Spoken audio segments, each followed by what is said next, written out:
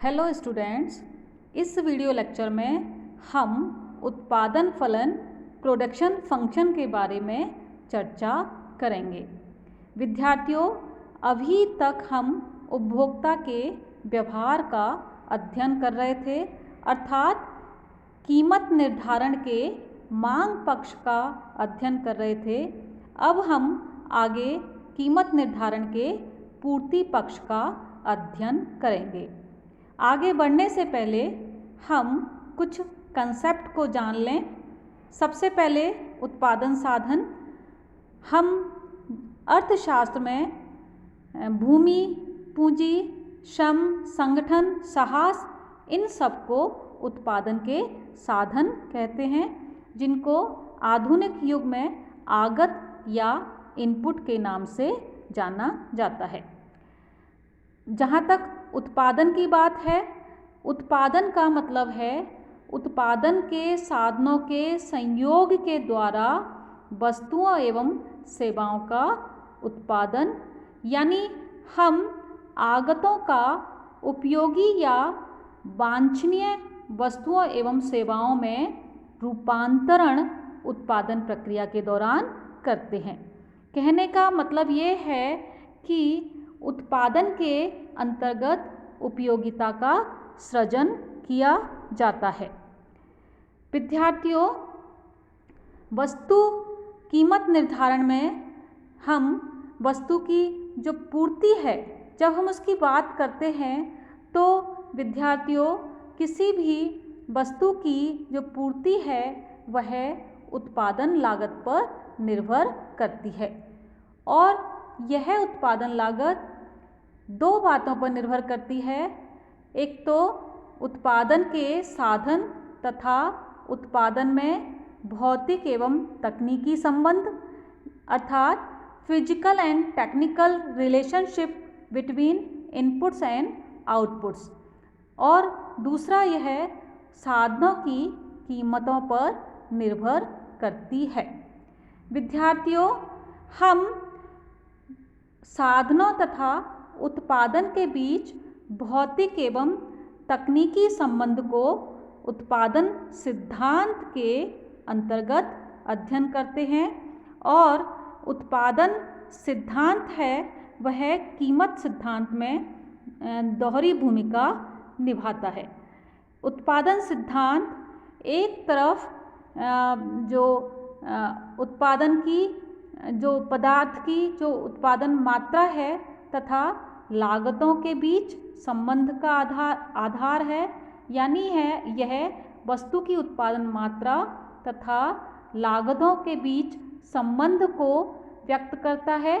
और दूसरी तरफ उत्पादन के सिद्धांत के द्वारा हम फर्मों के द्वारा साधनों की मांग का विश्लेषण करते हैं, क्योंकि विद्यार्थियों, जो फर्म है वह उत्पादन के साधन की जो मांग है वह सीमांत भौतिक उत्पादकता, उस साधन की जो प्रोडक्टिविटी है, मार्जिनल प्रोडक्टिविटी है, उसके आधार पर साधनों की मांग करती हैं। तो उत्पादन का सिद्धांत वस्तुओं की कीमत निर्धारण यानी प्राइसिंग ऑफ प्रोडक्ट्स और साधनों की कीमत निर्धारण प्राइसिंग ऑफ फैक्टर्स के बीच एक कड़ी का काम करता है, क्योंकि साधनों की मांग और साधनों की पूर्ति मिलकर साधन की कीमत का निर्धारण करते हैं। तो इस प्रकार उत्पादन सिद्धांत कीमत सिद्धांत में दोहरी भूमिका निभाता है। अब बात करें उत्पादन फलन की, तो विद्यार्थियों, उत्पादन फलन एक तकनीकी अवधारणा है। किसी भी वस्तु का उत्पादन करने के लिए उत्पत्ति के विभिन्न साधनों अर्थात भूमि, पूंजी, श्रम इत्यादि की आवश्यकता होती है। किसी वस्तु की जो उत्पत्ति है वह इसमें लगाए गए साधनों की मात्रा पर निर्भर करती है। तो हम यदि उत्पादन के साधनों तथा उत्पादन की मात्रा के बीच में विद्यमान फलनिक संबंध का अध्ययन करें तो वह उत्पादन फलन का अध्ययन होगा। तो इस प्रकार उत्पादन फलन प्राप्त उत्पत्ति, आउटपुट तथा उत्पादन के साधनों के पारस्परिक भौतिक संबंध को व्यक्त करता है। तो यहाँ पर यह जो शब्द है भौतिक संबंध, ये काफ़ी महत्वपूर्ण है, क्योंकि हम यहाँ पर जो उत्पत्ति है, आउटपुट है, वह भी मात्रा के रूप में लेते हैं और उत्पादन के साधन भी मात्राओं के रूप में लेते हैं। यहाँ उनकी कीमतों का समावेश नहीं होता है। उत्पादन फलन को हम इस सूत्र के द्वारा व्यक्त कर सकते हैं। Q is function of x1, x2, x3 and so on xn। यानी जो उत्पादन है वह उत्पादन के साधनों की मात्रा पर निर्भर करता है। यहाँ पर Q उत्पत्ति है, x1, x2 इत्यादि उत्पादन के साधन हैं। तो विद्यार्थियों, उत्पादन फलन इनपुट एंड आउटपुट रिलेशनशिप को व्यक्त करता है। यदि हम उत्पादन फलन की विशेषताओं की बात करें तो सबसे पहली बात ये कि यह आगत और निर्गत के बीच भौतिक संबंध को व्यक्त करता है। इनपुट और आउटपुट के फिजिकल रिलेशनशिप को व्यक्त करता है। कहने का मतलब ये है कि इसमें मौद्रिक मूल्यों के बजाय उत्पादन फलन में केवल ये देखा जाता है कि साधनों की मात्रा में परिवर्तन होने पर उत्पादन की मात्रा में कितना परिवर्तन होगा, अर्थात इसमें कीमतों का समावेश नहीं होता है। उत्पादन फलन में हम भौतिक संबंध की बात करते हैं आगत और निर्गत के बीच में।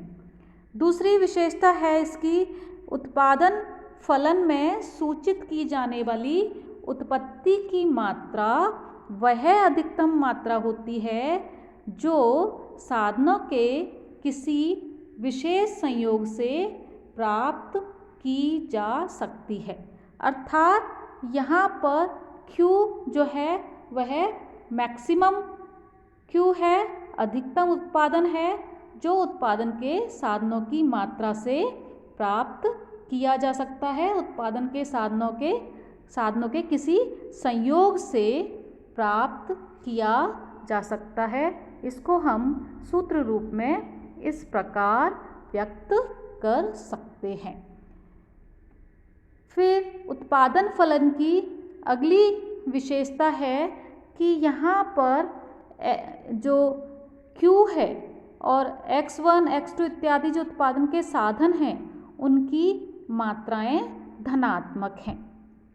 विद्यार्थियों, मैं एक बात और बता दूं कि जो मैंने अभी कहा था कि यहाँ पर हम उत्पादन की अधिकतम मात्रा की बात करते हैं, लेकिन ये संभव हो सकता है कि उत्पादक के समक्ष कुछ ऐसी परिस्थितियाँ उत्पन्न हो जाएं जिनके कारण वह उत्पादन के अधिकतम मात्रा को प्राप्त ना कर पाए, लेकिन जो उत्पादन फलन में जो उत्पादन सूचित किया जाता है वह उत्पादन अधिकतम उत्पादन होता है जो साधनों के संयोग से प्राप्त कर सकता है।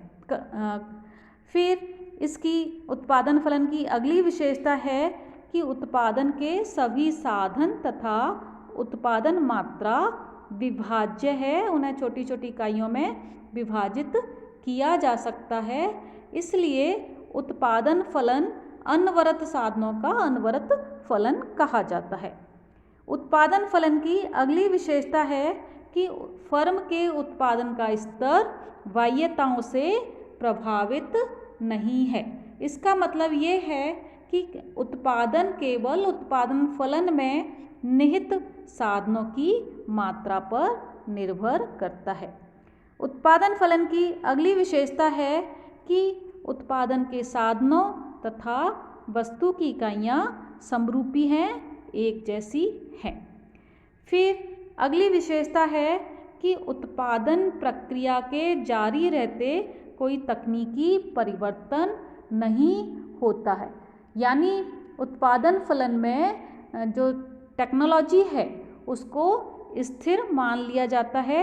यदि उत्पादन की जो तकनीक है वह बदल जाती है तो उत्पादन फलन भी बदल जाता है, क्योंकि हम जानते हैं कि तकनीक में यदि सुधार हो जाता है तो दिए हुए साधनों की मात्रा से अधिक उत्पादन प्राप्त किया जा सकता है। इसके अलावा उत्पादन फलन के अंदर विभिन्न साधनों का प्रतिस्थापन किया जा सकता है। इसका मतलब है कि श्रम के स्थान पर पूंजी का और पूंजी के स्थान पर श्रम को प्रयुक्त किया जा सकता है। यानी उत्पादन फलन के अंतर्गत विभिन्न संयोगों के अंतर्गत एक साधन को दूसरे साधन के बदले प्रयुक्त किया जा सकता है। विद्यार्थियों, ये उत्पादन फलन की विशेषताएं हैं। अब हम एक भौतिक उत्पादन सारणी लेते हैं जो कि आपको यहाँ पर दिखाई दे रही है। इसमें हम देखेंगे कुछ महत्वपूर्ण निष्कर्ष हम देखेंगे। सबसे पहले आप ये देखिए कि यहाँ पर इस तरफ श्रम की इकाइयाँ दी हुई हैं। यहाँ पर जो ये इस तरफ हम श्रम की इकाइयाँ ले रहे हैं और इस तरफ हम पूंजी की इकाइयाँ ले रहे हैं। श्रम की इकाइयाँ 1, 2, 3, 4, 5, 6 दी हुई हैं। इसी प्रकार पूंजी की इकाइयाँ भी 1, 2, 3, 4, 5, 6 दी हुई हैं। अब हम इन श्रम और पूंजी के विभिन्न संयोगों से उत्पादन मात्रा कितनी प्राप्त कर सकते हैं, ये हम इस काल्पनिक सारणी के माध्यम से देखते हैं। अब इस सारणी को देख सकते हैं आप।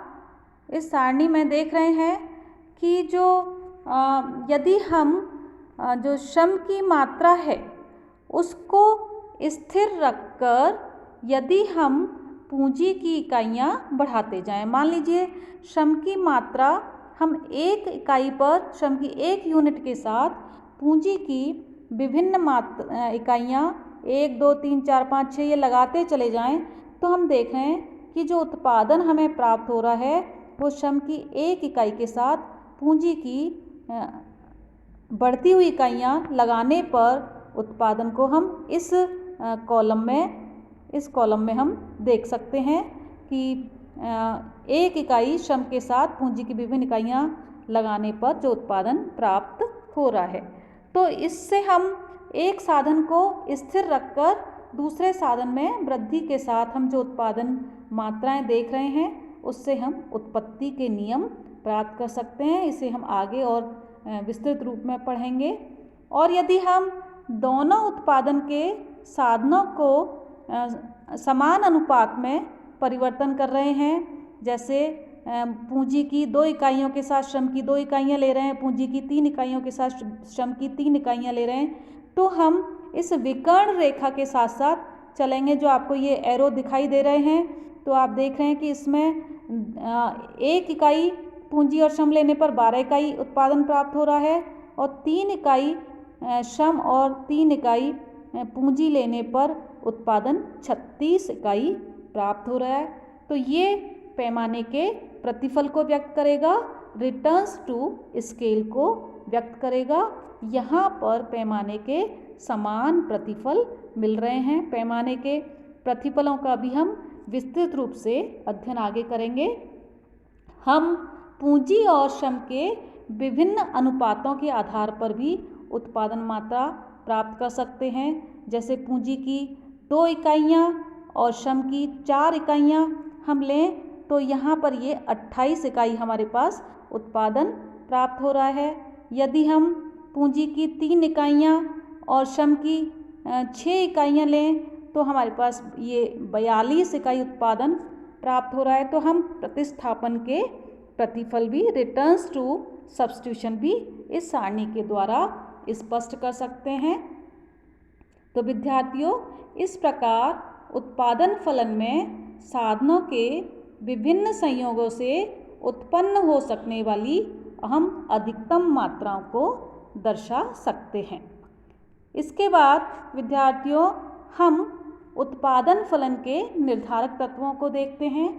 तो उत्पादन फलन जो है वह मुख्यतः दो बातों पर निर्भर करता है कि उत्पादन के साधनों की इकाइयाँ कितनी हैं और तकनीकी का स्तर क्या है, क्योंकि नई तकनीकी आविष्कारों के कारण साधनों की दी हुई मात्राओं से फर्म पहले से अधिक जो उत्पादन है वह प्राप्त कर सकती है। तो इसलिए तकनीकी का स्तर बदल जाने पर स्वयं उत्पादन फलन भी बदल जाता है। अब हम उत्पादन फलनों के कुछ मुख्य प्रकार देखते हैं। उत्पादन फलनों के प्रकार में सबसे पहले हम अल्पकालीन उत्पादन फलन लेते हैं। विद्यार्थियों, अल्पकाल अर्थशास्त्र में हम उसको मानते हैं जहाँ पर उत्पादन के समस्त साधनों में परिवर्तन करना फर्म के लिए संभव नहीं हो। फर्म सभी उत्पादन साधनों को नहीं बढ़ा सकती। कुछ साधन स्थिर होते हैं, कुछ साधन परिवर्तनशील होते हैं। तो अल्पकालीन उत्पादन फलन को हम इस रूप में व्यक्त करते हैं, जिसमें आप देख रहे हैं कि जो के है यहाँ पर मैंने इसके ऊपर एक डैश लगाया हुआ है। इसका मतलब ये है कि के यहाँ पर कैपिटल यहाँ पर स्थिर है और जो एल यानी जो लेबर है वह परिवर्तनशील है। तो अल्पकालीन उत्पादन फलन को हम इस रूप में व्यक्त कर सकते हैं। दूसरा, दीर्घकालीन उत्पादन फलन। दीर्घकालीन उत्पादन फलन में उत्पादन के सभी साधन परिवर्तनशील होते हैं और उनका प्रभाव उत्पत्ति पर देखा जाता है। अल्पकालीन उत्पादन फलन के अंतर्गत हम उत्पत्ति के नियम का अध्ययन करते हैं और दीर्घकालीन उत्पादन फलन के अंतर्गत हम पैमाने के प्रतिफल, रिटर्न्स टू स्केल का अध्ययन करते हैं। तीसरा जो उत्पादन फलन का प्रकार है वह स्थिर अनुपातों वाले उत्पादन फलन हो सकते हैं। इसमें उत्पादन के साधनों के बीच अनुपात नहीं बदलता है। और विद्यार्थियों, इस प्रकार के उत्पादन फलन का जब हम आगे देखेंगे, जब हम समोत्पाद वक्र पढ़ेंगे तो हम देखेंगे इस प्रकार के उत्पादन फलन का जो समोत्पाद वक्र है वह एल आकार का बनता है, जिसमें उत्पादन के साधन निश्चित अनुपात में फिक्स्ड प्रपोर्शन में ही उत्पादन के साधन प्रयुक्त किए जाते हैं। और यदि एक साधन को स्थिर रखकर दूसरे साधन को बढ़ाया जाता है तो भी उत्पादन नहीं बढ़ता है। एक और उत्पादन फलन जो कि बहुत ही लोकप्रिय है, बहुत ही व्यापक है, जिसको हम जिसका बहुत ज़्यादा प्रयोग किया जाता है, जिसकी चर्चा किए बिना उत्पादन फलन के प्रकार की चर्चा पूरी नहीं होती, वह है Cobb Douglas production function. Cobb Douglas production function दो अर्थशास्त्रियों के नाम से जुड़ा हुआ है, C.W. Cobb and P.H. Douglas. ये दो अर्थशास्त्री हैं। इन्होंने अमेरिका में 1890 से 1922 के दौरान उत्पादन पर श्रम और पूंजी का प्रभाव ज्ञात करने के लिए इस उत्पादन फलन के इस रूप का प्रयोग किया था। और हम कॉब-डगलस प्रोडक्शन फंक्शन का उच्च स्तरीय अध्ययन में भी बहुत इसका इम्पोर्टेंस है। हम इसको बहुत सरल रूप में इस प्रकार व्यक्त कर सकते हैं, समझ सकते हैं कि इस जो उत्पादन फलन है उसका रूप इस प्रकार है, जिसमें Q is equal to A L की पावर अल्फ़ा K की पावर बीटा। अब यहाँ पर जो Q है वह उत्पत्ति मात्रा है, L श्रम है, K पूंजी है, A तकनीकी का स्तर है। अल्फ़ा और बीटा धनात्मक राशियां हैं और इनको हम आउटपुट इलास्टिसिटी के नाम से भी जानते हैं।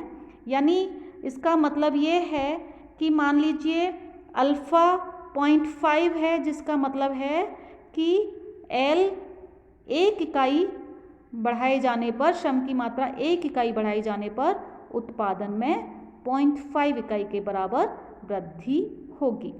यदि विद्यार्थियों alpha plus beta equal to 1 है तो पैमाने के समान प्रतिफल प्राप्त होते हैं। यानी जिस अनुपात में उत्पादन के साधनों को बढ़ाया जाता है उसी अनुपात में उत्पत्ति बढ़ती है। और यदि alpha plus beta greater than 1 है तो पैमाने के वर्धमान प्रतिफल प्राप्त होते हैं, और यदि alpha plus beta less than 1 है तो पैमाने के ह्रासमान प्रतिफल प्राप्त होते हैं। तो विद्यार्थियों, ये उत्पादन फलन के कुछ मुख्य प्रकार हैं और आपको इनको अच्छी तरह से समझ लेना चाहिए। और आगे हम जो अल्पकालीन उत्पादन फलन है और दीर्घकालीन उत्पादन फलन है, इन सब का विस्तृत अध्ययन करेंगे। अभी के लिए इतना ही काफ़ी है। मुझे उम्मीद है आपको ये उत्पादन फलन का जो टॉपिक है अच्छी तरह से समझ में आ गया होगा। Thank you.